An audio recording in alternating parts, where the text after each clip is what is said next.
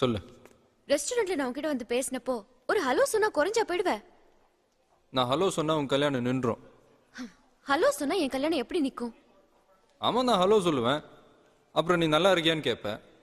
காதலிச்ச பொண்ணு வருங்கால புருஷனோட டின்னர் டிஸ்கவுண்ட் சுத்தினா நான் எப்படி நல்லா இருக்க முடியும்னு சொல்லுவேன். இது போறாத உன் கல்யாணம் நின்று போறதுக்கு? நீயா அப்படி சொல்லணும்? அதான உண்மை. எது உண்மை? நான் உன்னை காதலிக்கிறது. பட் நான் உன்னை காதலிக்கலையே. எனக்கு அதை பத்தி கவலை இல்ல. ப்ளீஸ் சிவா, நடந்ததெல்லாம் மறந்துட்டு நம்ம ஃப்ரெண்ட்ஸா இருக்க முடியாதா? எது ஃப்ரெண்ட்ஸா? அது எப்படி கொஞ்சம் கூட யோசிக்காம இந்த மாதிரி டயலாக்லாம் பேசுறீங்க? ஃப்ரெண்ட்ஸ் ஃப்ரெண்ட்ஸ் சும்மா இருக்கிறப்போ ஃபோன் பண்ணி பேசுவீங்க. போர் அடிச்சா கூட சேர்ந்து ஊர் சுத்திக்கிட்டு ஐஸ்கிரீம் கேட்பீங்க. டிக்கெட் கிடைக்காத படத்துக்கு கூட்டிட்டு போன்னு சொல்லுவீங்க. இப்படி ஃபுல் பீக்ல எங்க மனசுல கற்பனையை வளர்த்துட்டு கடைசியில் அமெரிக்கால இருந்து எவனா கம்மல் போட்டு வருவான், அவனை கல்யாணம் பண்ணிட்டு போயிடுவீங்க. நாங்களாம் எங்க தாடி வளர்த்துட்டு குவார்டர் பாட்டிலோட தெருவா சுத்திட்டு இருக்கணும். இல்ல, நான் தெரியாம கேட்கறேன், எங்களெல்லாம் என்ன நினைச்சீங்க?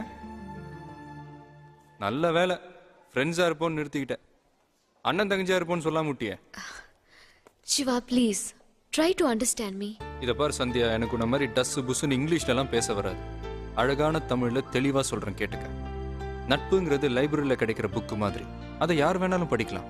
ஆனா காதலுங்கிறது நம்ம எழுதுற டைரி மாதிரி. அதை எழுதுனவங்க மட்டும்தான் படிக்க முடியும். அதை கொண்டு போய் லைப்ரரியில வச்சு அடுத்தவங்க படிச்சா அசிங்கமாயிடும்.